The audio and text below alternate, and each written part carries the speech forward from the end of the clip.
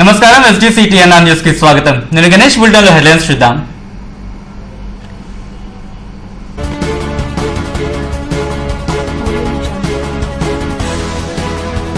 ప్రభుత్వ పాఠశాలల్లో మరిన్ని అభివృద్ధి పనులు. రోటరీ క్లబ్ ఆధ్వర్యంలో గ్రూప్ హ్యాండ్ వాష్ కార్యక్రమాన్ని ప్రారంభించిన మంత్రి గంటా.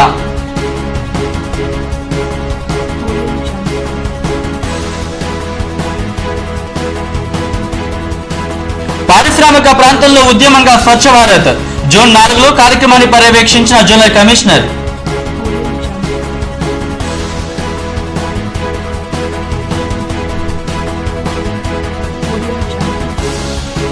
ఆధ్యాత్మికం 12 జ్యోతిర్లింగాల దివ్య దర్శనం. ఒకే చోట 12 జ్యోతిర్లింగాల ప్రదర్శన ఏర్పాటు చేసిన బ్రహ్మకుమారి సంస్థ.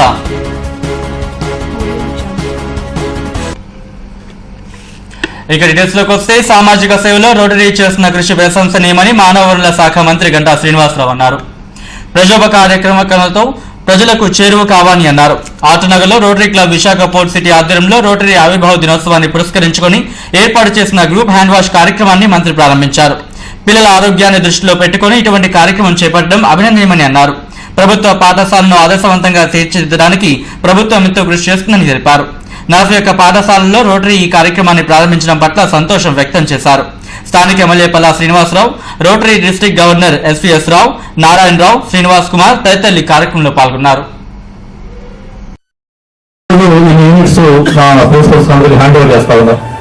Government of India Swachh Bharat కానీ లేకపోతే ఆంధ్రప్రదేశ్ లో స్వచ్ఛ ఆంధ్రప్రదేశ్ కానీ ఇవన్నీ కూడా మనం ప్రోగ్రామ్స్ తీసుకొని ఈ క్లీన్లెస్ గురించి పద్ధతులు ప్రోత్సహిస్తా ఉన్నాం. మనకున్న డేటా దీని ప్రకారం తీసుకుంటే కూడా మెజారిటీ డిసీజెస్ ఏంటంటే వాటర్ బాండ్ డిసీజెస్ ఉంటున్నాయి.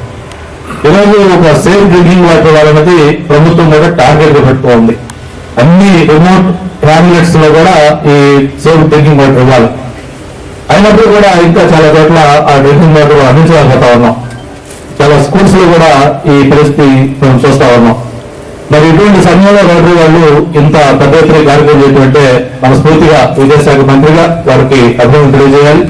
దీన్ని భవిష్యత్తులో ఇంకా మీరు ఎక్కువ స్కూల్స్ లో కూడా అందించడానికి ప్రయత్నం చేయాలని చెప్పి కూడా కోరుకుంటూ ఆ రిసోర్సెస్ సరిపోట్లేదు కనుక ఇలాగ NGO ఆర్గనైజేషన్ ముఖ్యంగా రోటేరియన్స్ లాగా వారు సపోర్ట్ చేస్తే మెరుగైన ఎడ్యుకేషన్ అందించడానికి ఆస్కారం ఉంటుంది. అందుకే మీ అందరికీ మరొక మారు నేను ధన్యవాదాలు తెలియజేస్తున్నాను. అదేవిధంగా మీరు ఇందాక చెప్పే సస్టైనబిలిటీ అని చెప్పేసి జనరల్ గా వన్ టైం ఇన్వెస్ట్ చేస్తున్నాం గవర్నమెంట్ చాలా స్కూల్స్ అట్లా కానీ దాన్ని మెయింటైన్ చేసేదానికి చాలా మంది ముందుకు రావట్లేదు.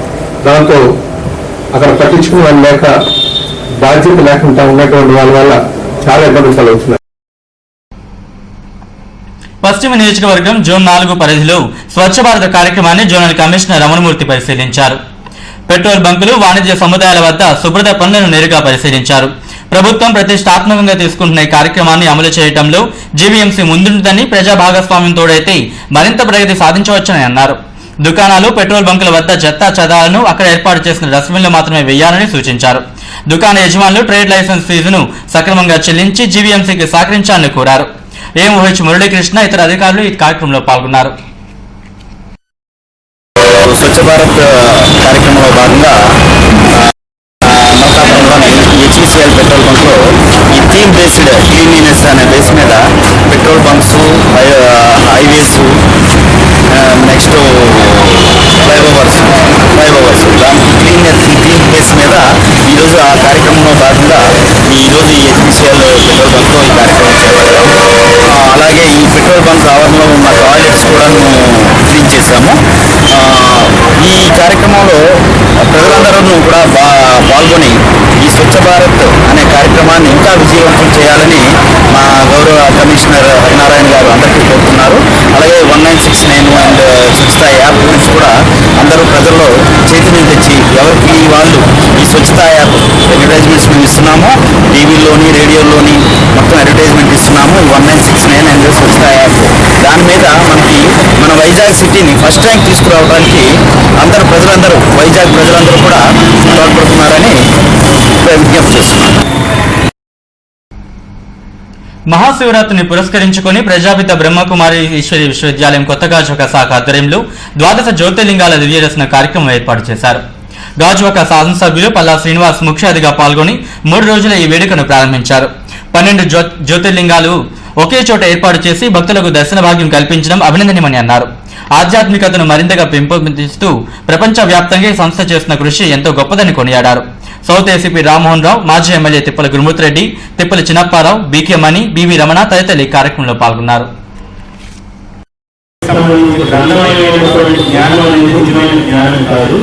జీవాత్మ పరమాత్మను చేరడానికి మనం చేసే సాధన అంటే ఒక మనిషి అనేక తన అరిషడ్ వర్గాలన్నింటినీ జయించి ఒక దైవత్వాన్ని, మానవత్వం నుంచి దైవత్వాన్ని పొందడానికి మనకి మనలో మన అంతర్గతంగా అంతర్లీనంగా మన శక్తిని ఉద్దీపన చేసి జీవాత్మ పరమాత్మను నడిపించేది నిజమైనటువంటి జ్ఞానం. కొండలో పెట్టినటువంటి దీపం యొక్క శిఖ ఏ రకంగా కదలకుండా నిశ్చలంగా ఉంటుందో మనస్సుని ఆ రకంగా నిశ్చలం చేయడం ద్వారా పొందేటటువంటి అంతర్ముఖమైనటువంటి ఆనందమే నిజమైన ఆనందము. ఇవాళ మనకి అనేకమైన విషయాలు, అనేకమైన రహస్యాలు, అనేకమైన ఇవాళ మన మనసులో ఉన్న ఏ విధంగా అయితే మన మనిషి ప్రవర్తనలో ప్రవర్తించాలనే దాని మీద ఇవాళ తక్కువ సమయంలో ఎక్కువ జ్ఞానాన్ని ఏ విధంగా ఎదుర్కోవాలనేది మరి దీని తాలూకా అసలైన రహస్యం అని చెప్పి మీ అందరికీ తెలియజేస్తూ ఆ ధర్మం ఏంటన్నది దాన్ని గుర్తించగలిగితే ముక్తి మార్గం అనేది ఖచ్చితంగా మనకి తెలుస్తుంది.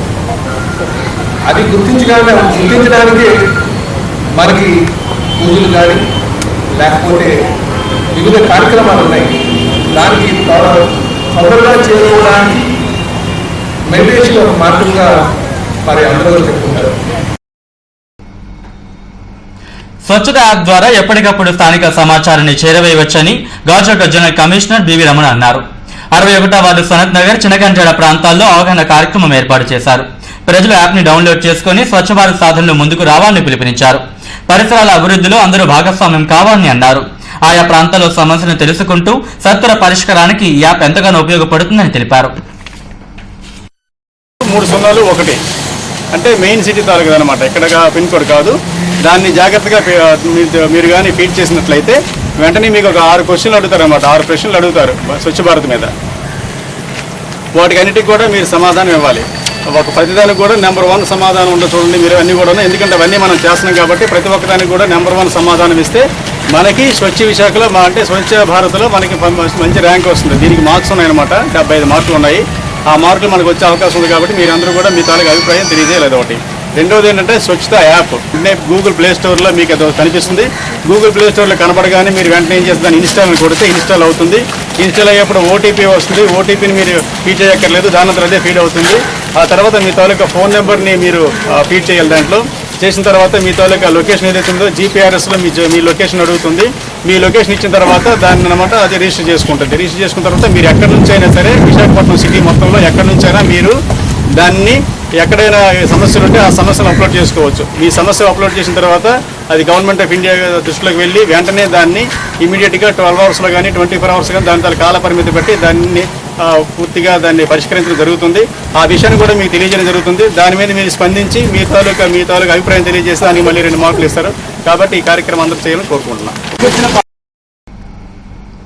గాజువాక సమీపం హిమాచల్ నగర్ కొండపై వేంచేస్తున్న పంచముఖ పశుపతినాథ ఆలయంలో మహాశివరాత్రి వేడుకలు ఘనంగా నిర్వహించనున్నారు. నేపాల్కి చెందిన సుమారు 100 కుటుంబాలు ఎన్నో ఏళ్లుగా ఈ ప్రాంతంలో నివాసం ఉంటున్నాయి. ఆ ప్రాంతంలో ఆరాధ్య దైవంగా భావించే పశుపతినాథుని ఇక్కడ కూడా నెలకొల్పారు. హిందీ సంస్కృతి సంప్రదాయాలతో నిత్యం ఆ మహాదేవుణ్ణి కొలుస్తుంటారు.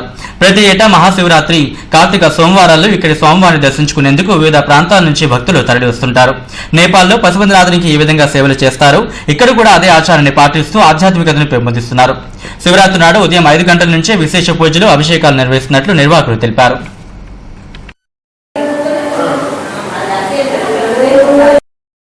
4 గంటల నుంచి మధ్యాహ్నం 1 గంట వరకు, సాయంత్రం 4 గంటల నుంచి రాత్రి 9 గంటల వరకు స్వామివారికి అభిషేకాలు, అర్చనాలు, అష్టోత్తర బేలపత్రంతో పూజా కార్యక్రమం జరుగుతుంది. కావున భక్త మహాశివ శ్రీ పశుపతినాథ శివాలయం దగ్గర పాల్గొని స్వామివారి దర్శనం చేసుకుంటూ తీర్థప్రసాదం స్వీకరించాలని మరీ కోరుతున్నాం. ఇది జీవీఎంసీ 49వ వార్డు గుడివాడ అప్పన్న కాలనీలో వేంచేసిన సాయి వెంకటదుర్గ ఆంజనేయ కొండ దేవతలమ్మ పరస మహోత్సవం ఈ నెల 24న ఘనంగా నిర్వహిస్తున్నట్లు నిర్వాహకులు తెలిపారు. దుర్గానగర్, త్రినాథపురం, అప్పన్న కాలనీ గ్రామాల ప్రజలు జరుపుకునే ఈ వేడుకకు సంబంధించి పోస్టర్ను ఆవిష్కరించారు. ఆ రోజు జరిగే కార్యక్రమాల్లో ఎమ్మెల్యే గణబాబు, మాజీ ఎమ్మెల్యే మల్లా విజయప్రసాద్ పాల్గొంటారని తెలిపారు. ఆలయంలో ఉదయం నుంచి విశేష పూజలు, అభిషేకాలు, సాయంత్రం ఆధ్యాత్మిక సాంస్కృతిక కార్యక్రమాలు ఏర్పాటు చేసినట్లు నిర్వాహకులు మాల్నాయుడు, ఎంఎల్ నాయుడు, రామనాయుడు, రామారావు తెలిపారు. మరి ఈ 3 గ్రామాల్లో వాస్తవంలో అందరూ పెద్ద మనుషులు అందరూ కూడా కూర్చొని ఈ యొక్క వలస కార్యక్రమం గురించి ఈ విధంగా చేయాలని చెప్పి ముందుగా మాట్లాడుకుని దాని మీద 3 గ్రామాల నుంచి కూడా ఒక కమిటీ ఏర్పరచుకొని ఈ మహాశివరాత్రి సందర్భంగా వలసన్నది ఏర్పాటు చేయాలని చెప్పేసి ముందుగా గ్రామ పెద్దలందరూ కూడా కూర్చొని మాట్లాడుకోవడం జరిగింది. ఆ సందర్భంగా మరి ఈ నెల 24వ తారీఖున శుక్రవారం మరి ఈ యొక్క 3 గ్రామాలు అప్పన్న కాలనీ, దుర్గానగర్, త్రినాథపురం 3 గ్రామాలు కలిపి ఇక్కడ వలస ఏర్పాటు జరుగుతుంది. మొట్టమొదటిసారిగా ఈ గ్రామాల్లో ఈ కార్యక్రమం. ఇక బులెటిన్ ముగించేందుకు హెడ్లైన్స్ మరోసారి చూద్దాం.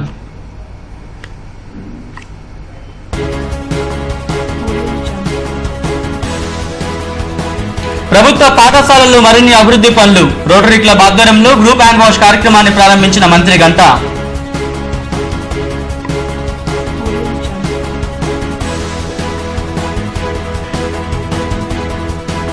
పారిశ్రామిక ప్రాంతంలో ఉద్యమంగా స్వచ్ఛ భారత్.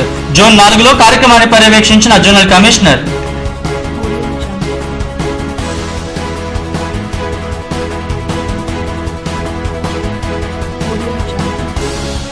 ఆధ్యాత్మికం 12 జ్యోతిర్లింగాల దివ్య దర్శనం. ఒకే చోట 12 జ్యోతిర్లింగాల ప్రదర్శన ఏర్పాటు చేసిన బ్రహ్మకుమారి సంస్థ.